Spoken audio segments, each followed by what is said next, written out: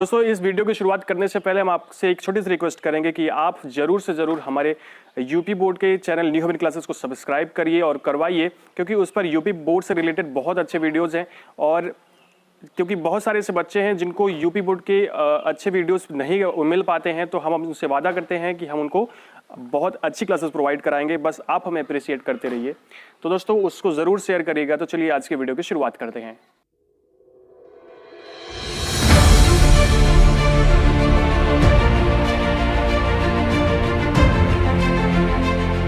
दोस्तों नमस्कार, स्वागत है आपका डिप्लोमा इन फार्मेसी में।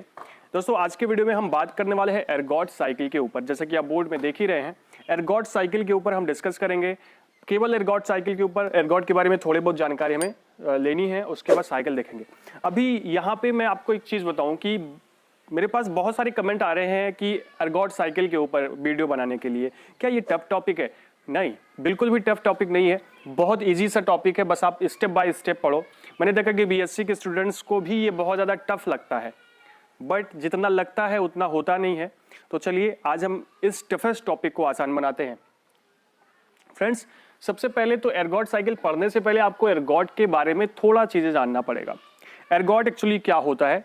एर्गोट एक्चुअली एक फंगस होता है, एक कवक होता है, और ये एक ऐसा फंगस होता है जो एक तरह से हमारे लिए हानिकारक होते हुए भी लाभदायक है। हानिकारक किसानों के लिए कैसे है? क्योंकि एर्गोट जो फंगस होता है ये रॉट बीमारियां उत्पन्न करता है हमारे ग्रेन्स में, जैसे गेहूं होता है, चावल होता है, राई होती है ना, उन सभी चीजों में ये फंगस जाकर के बीमारी उत्पन्न करता है, उसको नष्ट कर देता है। तो एक तरह से आपकी पूरी की पूरी फसल, खड़ी फसल बर्बाद हो सकती है। एक तरह से ये नुकसानदायक है। लेकिन आपको यहीं पे एक बात बता दूं कि एर्गोट नुकसानदायक होते हुए भी लाभदायक है, क्योंकि एर्गोट से बहुत सारी ऐसी दवाएं बनाई जाती हैं जो कि मेंटल डिसऑर्डर में उपयोग की जाती हैं। इसमें बहुत सारे केमिकल कंस्टिट्यूएंट्स होते हैं, ठीक है, जो हमारे लिए मेडिसिन का काम करते हैं, जो मेडिसिन बनाने का काम करते हैं। तो चलिए एर्गोट के बारे में थोड़ा सा देख लेते हैं। दोस्त, एर्गोट एक प्रकार का फंगस होता है और जिसका जो बायोलॉजिकल नेम है वो है क्लाविसेप्स पर्प्यूरिया। इसका बायोलॉजिकल नेम है, यहां से प्राप्त होता है एर्गोट, क्लाविसेप्स पर्प्यूरिया, ये फंगस का नाम है। और इसकी फैमिली है क्लाविसिपिटेसी। क्लाविसिपिटेसी, क्लाविसेप्स पर्प्यूरिया आप याद रखोगे, आपको फैमिली बड़ी जल्दी से याद हो जाएगी, क्लाविसिपिटेसी। ठीक है, आप एक बात याद रखिएगा, जहां पे आपको अंत में ई दिखाई पड़ता है उसका मतलब होता है वो फैमिली है। ठीक है, अगर एक्चुअली हम बात करें एर्गोट की, तो एर्गोट अफेक्ट करता है 400 से ज्यादा स्पीशीज को, पौधों की 400 से ज्यादा स्पीशीज को ये अफेक्ट करता है। बट मेनली ये ग्रामिनी फैमिली के पौधों को अफेक्ट करता है, जैसे गेहूं, चावल, राई। तो आज जो हमने रेफरेंस लिया है या बुक्स में जो रेफरेंस होता है वो राई प्लांट को लेकर के होता है। राई प्लांट की ओवरी पे इसका क्या इफेक्ट होता है उसी को हम देखते हैं लाइफ साइकिल में। तो आप इसको रेफरेंस लेकर के राई प्लांट पे पढ़ोगे। बट ग्रामिनी फैमिली के जितने भी प्लांट्स होते हैं उस पर इसका इन्फेक्शन बहुत तेजी से होता है। ठीक है फ्रेंड्स, तो अभी चलिए बात करते हैं लाइफ साइकिल के बारे में। इतना तो एक नॉर्मल सी चीज थी जो हमें जानना था। बहुत सारी चीजें एर्गोट के बारे में आपको कोगनोसी में पढ़ना होता है, बट इस वीडियो में मैंने आपको बार बार बताया कि हम केवल लाइफ साइकिल के बारे में देखेंगे। दोस्त, एक्चुअली लाइफ साइकिल होती क्या है? एक छोटा सा बच्चा बड़ा होता है और बूढ़ा होता है, मर जाता है। That is not life cycle sir. ठीक है, लाइफ साइकिल क्या है? एक छोटा सा बच्चा था, वो बड़ा हुआ, उसके द्वारा दूसरे बच्चे या दूसरे इंसान का जन्म हुआ।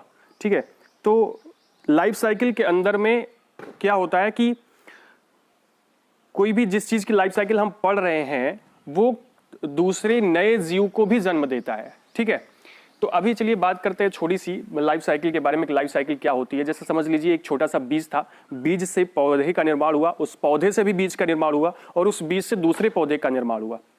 तो एक्चुअली हम बड़ी चीजों में लाइफ साइकिल नहीं पढ़ते, हम फंगस में लाइफ साइकिल पढ़ते हैं, बैक्टीरिया में, वायरस में लाइफ साइकिल पढ़ते हैं कि किस तरह से एक छोटा सा जो वायरस है, एक छोटा सा फंगस है, वो किस तरह से छोटे से बड़ा होता है और नए जीवों को या नए वायरस का निर्माण करता है। तो यहाँ पे हम फंगस पढ़ रहे हैं तो हम फंगस के बारे में पढ़ेंगे, किस प्रकार से छोटा फंगस फिर से आकर के अपने बीज का निर्माण करता है। तो पूरी लाइफ साइकिल होती है। जो आपका ये एर्गॉट है, एर्गॉट की लाइफ साइकिल एक्चुअली 3 स्टेप्स में पूरी होती है। हर लाइफ साइकिल के कुछ स्टेप्स होते हैं, 3 स्टेप्स होती है आपकी इसकी लाइफ साइकिल की। सबसे पहला है आपका स्फेसिलिया या हनीड्यू स्टेज, ये पहली स्टेज होती है, पहला स्टेप होता है। दूसरा स्टेप होता, अभी बताऊंगा इसको डिटेल में कि क्या होता है ये। दूसरा होता है स्क्लेरोटियम स्टेज, स्क्लेरोटियम स्टेज। तीसरा होता है एस्कोस्पोर स्टेज। क्या होता है? Ascospore stage. अभी आप एक चीज मैं आपको यहाँ पे बता दूं, ये एक फंगस है, आपको फंगस के बारे में थोड़ा सा जानना पड़ेगा। मान लो ये फंगस है, फंगस में ऐसे रेशे पाए जाते हैं, एक्चुअली इन्हें हम बोलते हैं माइसीलियम। ठीक है, बस ये बात आप याद रखिए, इसे बोलते हैं माइसीलियम। ठीक, तो अभी हम बात करते हैं लाइफ साइकिल की कि एर्गॉट की लाइफ साइकिल क्या होती है। मैं जैसा कि मैंने आपको बताया कि एर्गॉट एक प्रकार का फंगस है, और चलिए यहाँ से हम शुरुआत करते हैं। ये लाइफ साइकिल आप यहाँ पे देख रहे हो, बहुत यहाँ पे एक फिगर है लाइफ साइकिल का। तो दोस्त देखिएगा, मैं यहाँ से शुरुआत करूंगा। ये एक्चुअली एर्गॉट का बीज है, बीज नहीं कह सकते लेकिन आप समझ सकते हो, सीड है। सीड एक्चुअली होता नहीं है फंगस में, तो इसे बोलते हैं स्पोर। क्या बोलते हैं? Spore. That is known as ascospore. इसका एस्कोस्पोर क्या करेगा? सबसे पहले जो एस्कोस्पोर है वो जा करके ईयर ऑफ राई को इन्फेक्ट करेगा। कैसे जाता है? ये जाता है इंसेक्ट के माध्यम से, वायु के माध्यम से, विंड के माध्यम से, एयर के माध्यम से। ठीक है, तो ये एस्कोस्पोर पहले स्टेज में, पहले स्टेप में क्या होगा, अभी मैं स्टेज यहाँ पे आपको नहीं बता रहा हूं, अभी आप पूरा एर्गॉट साइकिल देख लीजिए, लास्ट में मैं बताऊंगा कि स्टेप्स मतलब स्टेजेस कहाँ कहाँ होती हैं। तो सबसे पहले क्या होगा, सबसे पहले जो एस्कोस्पोर है वो किसी भी इंसेक्ट के माध्यम से ईयर ऑफ राई पे जाता है। ईयर ऑफ राई का मतलब जो राई की बाली है, जैसे गेहूं, आप सोचिए गेहूं है, गेहूं की बाली होती है, बाली में फूल होते हैं, है ना, वहां फूल पे जाएगा। फूल पे जाने के बाद में क्या होगा, ये जो एस्कोस्पोर है ये घुस जाएगा राई की ओबरी के अंदर, राई की ओबरी के अंदर चला जाएगा, उसके अंडाशय के अंदर चला जाएगा, और वहां पे जाने के बाद डेवलपमेंट ऑफ एस्कोस्पोर, एस्कोस्पोर का डेवलपमेंट होगा। एस्कोस्पोर का डेवलपमेंट होगा मतलब उससे रेशे निकलेंगे, उससे हाइफीज निकलेंगे। ठीक है, तो यहाँ ओबरी के अंदर इसका डेवलपमेंट होगा। अच्छा, ओबरी के अंदर जब डेवलपमेंट होता रहेगा तो इसकी संख्या भी बढ़ेगी, और संख्या बढ़ेगी तो इसको बोलेंगे ये कॉलोनी का निर्माण करेगा। कॉलोनी निर्माण करने का मतलब ये अपनी संख्या को और ज्यादा बढ़ा लेगा। ओबरी के अंदर जाने के बाद ये ग्रो करेगा, डेवलप करेगा, कॉलोनी का निर्माण करेगा। ठीक है, कॉलोनी का निर्माण करने के बाद जब ये उचित मात्रा में डेवलप हो जाता है तब ये एक सैकरीन मटेरियल स्रावित करता है। सैकरीन मटेरियल का मतलब आप समझ लीजिए शुगर मटेरियल स्रावित करता है। शुगर मटेरियल का मतलब क्या होता है, जैसे मतलब कुल मिला के आप जानते हो ना, चीनी की तरह कोई पदार्थ स्रावित करता है, मीठा पदार्थ स्रावित करता है। इस वजह से उसको बोलते हैं हनी ड्यू। क्या बोलते हैं? हनी ड्यू। हनी ड्यू से बताने से पहले मैं आपको फिर से एक बार बता देता हूं, जब राई के ईयर के अंदर, राई की बाली के अंदर पूरी तरह से कॉलोनी बन जाती है और पूरी तरह से जो आपका एर्गॉट है वो डेवलप हो जाता है, उस चीज को हम बोलते हैं स्फेसिलिया। उस स्ट्रक्चर को बोलते हैं स्फेसिलिया, यू नो, स्फेसिलिया। और उस स्फेसिलिया के अंदर में क्या होता है, स्फेसिलिया के द्वारा कुछ मीठा पदार्थ स्रावित होता है, उस मीठे पदार्थ को बोलते हैं हनी ड्यू। आपने हनी ड्यू कहीं और पढ़ा था? आपने हनी ड्यू कहीं और पढ़ा था? सोचिए, आपने यहां पे पढ़ा था स्फेसिलिया एंड हनी ड्यू स्टेज। तो ये यहां से लेकर के आपने यहां तक पढ़ लिया कि ये होता है हनी ड्यू स्टेज। मैं यहां पे 1 नंबर लिख देता हूं। ठीक है, तो ये हनी ड्यू जो बनता है एक्चुअली ये मकरंद की तरह होता है। और ये क्यों बनता है आप सोचो, ये इसलिए बनता है ताकि जो दूसरे इंसेक्ट हैं वो इंसेक्ट इस राई पे पहुंच सके। क्यों पहुंच सके? फूल में मकरंद क्यों होता है आप बताइए? इसलिए होता है ताकि इंसेक्ट आ सके और पॉलिनेशन हो सके। पॉलिनेशन होने का मतलब क्या होता है कि परागण हो सके और ये इसके जो स्पोर्स हैं वो दूर दूर तक फैल सके और इसमें रिप्रोडक्शन हो सके। ठीक है, तो ये रिप्रोडक्शन करवाने के लिए ये हनी ड्यू का निर्माण होता है, जिससे इंसेक्ट अट्रैक्ट होते हैं और पॉलिनेशन करते हैं, परागण करते हैं। तो ये हमने एक यहाँ पे लिख दिया, क्यों लिखा भी बताऊंगा। ये हो गया। उसके बाद जब ये हो जाता है तो क्या होगा कि जब परागण होगा तो रिप्रोडक्शन होगा तो इस फूल से, क्योंकि ये जो हनी ड्यू स्रावित हो रहा है एक्चुअली एर्गॉट का फूल होता है, स्पेसिलिया, ठीक है, स्पेसिलिया एर्गॉट का फूल होता है, ठीक है। अब दूसरी स्टेज में क्या होगा, यहाँ पे हो गया, अब इस फूल में जब रिप्रोडक्शन होगा और पूरी प्रक्रिया पूरी होगी तो फ्रूट का निर्माण होगा या सीड का निर्माण होगा, ठीक है। तो आप ध्यान से देखिएगा, यहाँ पे जो खाने बने थे, मैंने यहाँ पे खाने बनाए हुए हैं, जो बाली का जो खाना था जिसके बीच में क्या होना चाहिए, बीच में राई का फल आना चाहिए, मतलब राई का बीज आना चाहिए, लेकिन राई का बीज नहीं आता है। वहां पर आप रेड कलर का देखिए क्या आता है, ये एर्गॉट का ब्लैक कलर का लंबा बीज आता है, ठीक है।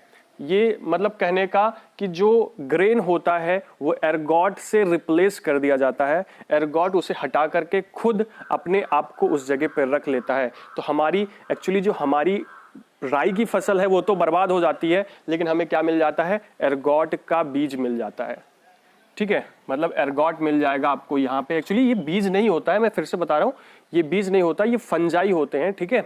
ये मटेरियल होता है, मांस बोलते हो, ठीक है। यहाँ पे ये मिल जाएगा एर्गॉट का। इस अवस्था को बोलेंगे स्क्लेरोटियम। क्या बोलते हैं, स्क्लेरोटियम। ये बात यहाँ पे आपको याद रखनी पड़ेगी, स्क्लेरोटियम प्लूरल है, स्क्लेरोटिया या स्क्लेरोसिया सिंगुलर होता है। एक आप ऐसे उठाओगे स्क्लेरोसिया होगा, ये बहुत टफेस्ट पार्ट होता है, ठीक है। ये माइसीलियम मैंने आपको बताया था, क्योंकि ये एक फंजाई है, इसका माइसीलियम होता है, यही माइसीलियम कड़ा हो जाता है, हार्डन्ड हो जाता है, तो यहाँ पे इकट्ठा हो जाता है, तो उसी को इकट्ठा कर लिया जाता है, उसी को बोलते हैं एर्गॉट, ठीक है। ये इसकी फसल की लास्ट स्टेज होती है। जो लोग मेडिसिन के लिए एर्गॉट को उगाते हैं वो इसको यहीं से कलेक्ट कर लेते हैं, इसको काट लेते हैं, पीट लेते हैं, फिर इसको निकाल लेते हैं और फिर इसको मार्केट में बेच देते हैं मेडिसिन के लिए, ठीक है। यहाँ पे तो ये लास्ट स्टेज थी। अगर आप कल्टीवेशन कर रहे हो, अगर आपको कलेक्शन करना है तो यहीं से आप राई की फसल को काट के एर्गॉट को अलग कर लोगे। लेकिन अभी हमें लाइफ साइकिल पढ़ रहे हैं तो हमें और भी ये वाला पार्ट भी पढ़ना है। तो देखिए ये वाला पार्ट हमने पढ़ लिया, ये वाला पार्ट पढ़ लिया। यहाँ पे हमने पढ़ा स्क्लेरोटियम। सोचो स्क्लेरोटियम हमने कहाँ पढ़ा था, यहाँ पे पढ़ा था। स्क्लेरोटियम स्टेज यहाँ पे सेकंड है, तो यहाँ पे क्या लिख देते हैं, सेकंड, ठीक है। आगे बढ़ते हैं और आगे बढ़ते हैं तो देखते हैं क्या होता है कि जो स्क्लेरोटियम है, कभी आपने सोचा है कि आपकी जो धान की बाली होती है या गेहूं की बाली होती है वो गिर जाती है कभी कभी, फिर नीचे जर्मिनेट भी होती है। तो क्या होता है कि मान लो ये यहां से नहीं हटाया गया या फिर यहां से टूट करके जमीन पे गिर गया, या फिर ऐसे भी हो सकता है कि आपने कलेक्ट कर लिया हो, ठीक है। तो जमीन पे गिर गया, ये जो स्क्लेरोटियम होता है ये जमीन पे गिर जाता है और गिरने के बाद ये इसका जब फेवरेबल कंडीशन आता है विंटर के बाद स्प्रिंग, ठीक है, उस टाइम पे ये इस जर्मिनेट करता है।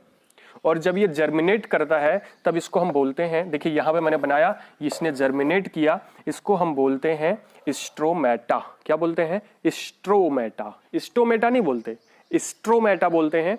तो ये जर्मिनेशन होता है, आपने ये देखा होगा, ठीक है। जब ये जर्मिनेट होता है तब आप यहाँ पे देखिएगा, मैंने एक स्ट्रक्चर बनाया कुछ इस तरह का, मैं यहाँ पे बना रहा हूँ, ध्यान से देखिएगा। ये स्ट्रक्चर मैंने बनाया, छतरी की तरह स्ट्रक्चर होता है, ऊपर गुच्छा होता है ना, नीचे एक डंडी लगी होती है, छड़ी लगी होती है। यहाँ पे आप देख सकते हो, जिसको हम बोलते हैं पेरीथीशियम।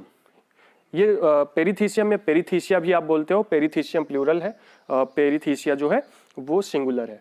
तो ये पेरीथीशियम होता है। एक्चुअली पेरीथीशियम ये वाला पार्ट, ये वाला पार्ट, ये, ठीक है। इसके अंदर होता क्या है, पेरीथीशियम के अंदर में एसाई होते हैं। देखिए छोटे छोटे एसाई हमने बनाए हैं। एसाई क्या होता है, पेरीथीशियम के अंदर में छोटे छोटे जो एसाई होते हैं उसके अंदर एस्कोस्पोर्स होते हैं। ऐसे समझ लीजिए कि एक बड़ा सा खाना था, उसके अंदर छोटे छोटे खाने थे, छोटे छोटे खानों के अंदर में क्या भरा था, एस्कोस्पोर्स भरा था। एस्कोस्पोर क्यों इतने अंदर में भरा होता है, एक्चुअली ये जर्मिनेट हो रहा है पहले तो, ये इसलिए भरा होता है ताकि ये एनवायरमेंटल कंडीशन को सह सके। उसके बाद जब ये पूरी तरह से ग्रो हो जाता है, पूरी तरह से डेवलप हो जाता है और एस्कोस्पोर बाहर आने लायक हो जाता है, तब ये रैप्चरिंग होती है आपके पेरीथीशियम की ऐसे रैप्चरिंग हो जाएगी और यहाँ से जो एस्कोस्पोर्स होंगे वो बाहर निकल जाएंगे। तो ये एस्कोस्पोर फिर से दूसरे ईयर ऑफ राई को इन्फेक्ट करने के काबिल हो जाएंगे। तो ये जाकर इसको इन्फेक्ट करेंगे, फिर आगे सारी प्रक्रियाएं चलेंगी और सारी प्रक्रियाएं चलेंगी धीरे धीरे धीरे धीरे, फिर यहाँ तक स्टेज पहुंचेगी। तो ये मैंने एक स्टेज, दो स्टेज, और ये तीसरी स्टेज जो है, देखिए एस्कोस्पोर किस स्टेज में बन रहा है, इस स्टेज में बन रहा है, इसको हम क्या लिख देंगे, 3। अब हम देख लेते हैं तीनों स्टेज, ये जो मैंने 1 2 3 लिखा ये क्या है। तो देखिएगा आपकी 3 स्टेज होती है, स्फेसिलिया स्टेज, हनीड्यू स्टेज और स्क्लेरोटियम स्टेज, और तीसरी होती है एस्कोस्पोर स्टेज। ये तीनों स्टेज का नाम क्यों पड़ा है, इसी के बेस पे पड़ा है। आप देखिए पहली स्टेज जो होती है वो है स्फेसिलिया स्टेज। तो स्फेसिलिया के निर्माण जो होता है वो स्फेसिलिया स्टेज में होता है। उसका देखो वो कहां से कहां तक है, आप कहां से कहां तक लिखोगे, आप लिखोगे कि एस्कोस्पोर इन्फेक्ट करता है किसको, ईयर ऑफ राई को, वहां से लेकर के हनी ड्यू का निर्माण होता है। आप ये जो पूरा है इसको लिखोगे स्फेसिलिया या हनी ड्यू स्टेज में। मतलब ये जो पहला मैंने बनाया ये आपका हनी ड्यू स्टेज था। उसके बाद दूसरा जो था वो ये वाला स्टेज था, स्क्लेरोटियम स्टेज, इसको हम बोलते हैं दूसरे वाले को, इतना वाला सबसे छोटा सा पार्ट है। और तीसरा जिसमें एस्कोस्पोर का निर्माण होता है उसको हम बोलते हैं एस्कोस्पोर स्टेज। ये तीसरा वाला, ये वाला यहां से लेकर के मतलब ये जो ग्रेन्स गिरे थे इसको लेकर के स्पोर्स तक, ये जो तीसरा स्टेज था ये स्पोर स्टेज था। तो ये कुल मिला के 3 स्टेज होती है आपकी एर्गॉट की। बहुत आसान सा है, ठीक है। सब देखो ऐसे समराइज करते हैं, बहुत आसान सा। मैं पूरे वीडियो को समराइज करता हूं तो आपको ज्यादा सही रहेगा। एर्गॉट क्या होता है, इस क्लेविसेप्स परप्यूरिया नाम के पौधे, या इसका जो बायोलॉजिकल नाम होता है क्लेविसेप्स परप्यूरिया होता है, फैमिली होती है क्लेविसिपेटेसी, और अफेक्ट करता है 400 स्पेसीज को। लेकिन ये मेनली राई के प्लांट को या ग्रामिनी फैमिली के प्लांट को अफेक्ट करता है। इसकी 3 स्टेप्स होती है, स्फेसिलिया या हनीड्यू स्टेज, दूसरी होती है आपकी स्क्लेरोटियम स्टेज, और तीसरी होती है एस्कोस्पोर स्टेज, ठीक है। अब देखते हैं क्या होता है। सबसे पहले एस्कोस्पोर जो होता है ये इन्फेक्ट करता है ईयर ऑफ राई, ठीक है। मतलब एस्कोस्पोर सबसे पहले बाली को जाकर के इन्फेक्ट करेगा, इसके ओवरी में जाएगा, ओवरी में जाने के बाद वहां अपनी कॉलोनी बनाएगा। कॉलोनी बनाने के बाद जब इसके बहुत ज्यादा फूल बनेंगे तो उसमें कुछ शुगर लाइक मटेरियल बनेगा जिसको हम हनी ड्यू बोलते हैं, जो कि इंसेक्ट को अट्रैक्ट करते हैं, इंसेक्ट को अट्रैक्ट करते हैं। उसके बाद नेक्स्ट स्टेप में जो ग्रेन होंगे वो रिप्लेस हो जाएंगे स्क्लेरोटियम के द्वारा, या ग्रेन जो होंगे वो एर्गॉट के कठोर माइसीलियम के द्वारा रिप्लेस हो जाएंगे। इस अवस्था को बोलेंगे स्क्लेरोटियम। स्क्लेरोटियम को काट के अलग किया जा सकता है, लेकिन मान लो आप काट के अलग नहीं कर रहे हो, या काट के जब अलग कर रहे थे तो कुछ मात्रा में स्क्लेरोटियम नीचे गिर गया था, और ये जब भी फेवरेबल कंडीशन पाएगा, अनुकूल कंडीशन पाएगा तो ये उगेगा। जब उगेगा तो इसको बोलेंगे स्ट्रोमेटा। और स्ट्रोमेटा जो होगा इसका ऊपरी जो भाग होता है वो ऐसे थैली की तरह होता है जिसमें बहुत सारे एसाई होते हैं, ठीक है, या एस्कस हम बोलते हैं। एसआई सिंगुलर होता है, एस्कस प्लूरल होता है। बहुत सारे एस्कस होते हैं, आप देख सकते हैं। और एस्कस के अंदर में क्या होता है, एस्कोस्पोर्स होते हैं। जब ये डेवलप हो जाता है तो फट जाता है, फिर एस्कोस्पोर बाहर निकल जाते हैं, और बाहर निकलने के बाद ये फिर से दूसरे को इन्फेक्ट करते हैं। तो इस तरह से फिर से ये पूरी लाइफ साइकिल चलती है। तो दोस्त ये जो मैंने आपको बताया, जल्दी जल्दी इसलिए बताया क्योंकि मैंने पहले भी बताया था। तो ये था आपका एर्गॉट का लाइफ साइकिल। दोस्तों अगर आपको ये समझ में आया हो तो कमेंट में हाँ जरूर लिखिएगा, और नहीं समझ में आया और क्या नहीं समझ में आया ये भी आप बताइएगा। तो फ्रेंड्स अगर आपको ये वीडियो अच्छा लगा हो तो चैनल को सब्सक्राइब जरूर कीजिएगा, वीडियो को लाइक कीजिएगा, शेयर कीजिएगा, हमें इंस्टाग्राम पे फॉलो जरूर कीजिएगा। और हाँ, लास्ट में एक चीज़ और कहूँ कि आपसे मैंने कहा था कि यूपी बोर्ड के चैनल को सब्सक्राइब करिएगा। अगर आपने पूरा वीडियो देखा तो उसको जा करके जरूर सब्सक्राइब करना भूलना मत। Okay, thank you.